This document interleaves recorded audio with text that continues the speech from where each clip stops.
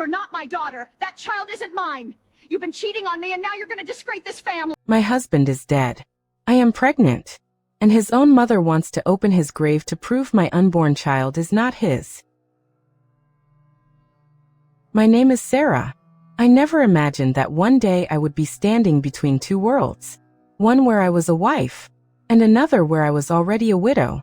I was pregnant, carrying a life inside me, while burying the man who gave that life to me. Only 1 week earlier, my husband Michael died in a hospital room. There was no dramatic goodbye, no final confession, no last embrace, just beeping machines, cold white walls, and a doctor who quietly said, "We did everything we could." Michael was only 34. He had dreams, plans, a future that included me and our child. When I left the hospital that night, I walked out alone. I remember touching my belly and whispering, "Your father loved you. Never forget that." Michael left a will, not for me, but for our unborn child. Everyone expected me to fight for that inheritance. But I didn't want his money. I didn't want his property. I didn't want anything that came from death. All I wanted was to give birth in peace. But peace was not something his mother was willing to give me. Her name is Helen, Michael's mother. At first, she didn't say anything. She just watched me. Her eyes followed my movements. Her gaze always returned to my stomach. One evening, surrounded by family, she finally spoke. "This child," she said calmly, "is not my son's." I felt my heart freeze. No one reacted at first. People thought they had misheard her. But Helen continued.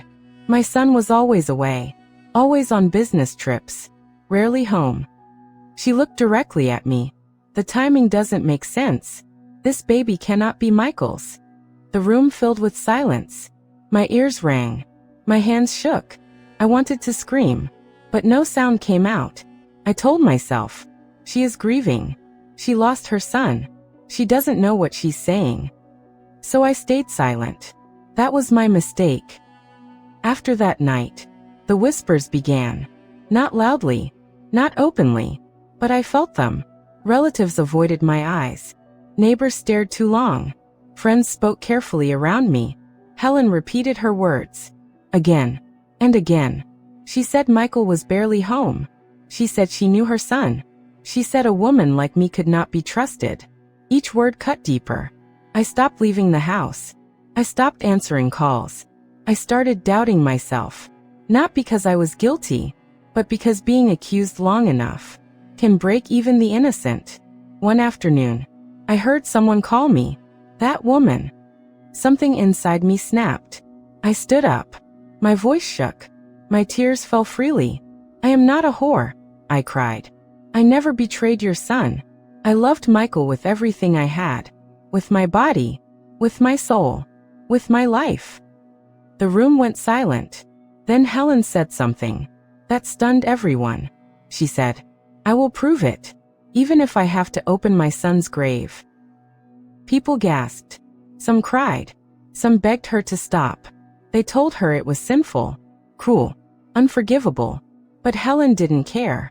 She said she needed the truth. She said she could not live with doubt. She said my child would never carry her son's name. That night I couldn't sleep. I felt ashamed, angry, helpless. I spoke to my unborn child in the dark. "I promise you," I whispered, "I will protect you, even if I stand alone." That night, Michael came to me in a dream. He looked healthy, peaceful, just like before he got sick. He smiled softly. "Don't be afraid," he said. "Everything will be okay." Then he turned into a white cloud and slowly disappeared. I woke up crying, but my heart felt stronger. If Helen wanted truth, then truth she would get. Months passed. My body grew heavier. My heart grew tired. On a cold morning, my son was born. I named him Noah. When I held him for the first time, I felt love and fear. At the same time, Helen didn't touch him. She didn't smile. She didn't even look at his face. Despite everyone's objections, Michael's grave was opened. DNA was taken from his remains. DNA was taken from my newborn son. I stood there holding Noah, watching the ground where my husband rested, and wondered how love could turn into something so ugly. The entire family waited for the results, but Helen waited like a judge, ready to deliver a sentence. The results finally arrived. The doctor spoke carefully. The child is the biological son of Michael. No one breathed. Then everything exploded. People cried. They hugged me. They kissed Noah's tiny hands and face. Justice had spoken. Science had spoken. Truth had spoken. Helen stood still. Her hands trembled. Her eyes dropped. She said nothing. For the first time, she had no words. That night, Michael came again. Noah and I were sleeping peacefully. Michael approached us quietly. He touched my hair, then his son's head. He smiled, a proud, gentle smile. Then he became a cloud and faded away. This time, I woke up smiling. I knew his soul was finally at peace. The next day, Helen came to my door. She was crying. She said she was wrong.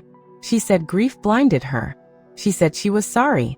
I looked at my son, and I forgave her. Today, we live together.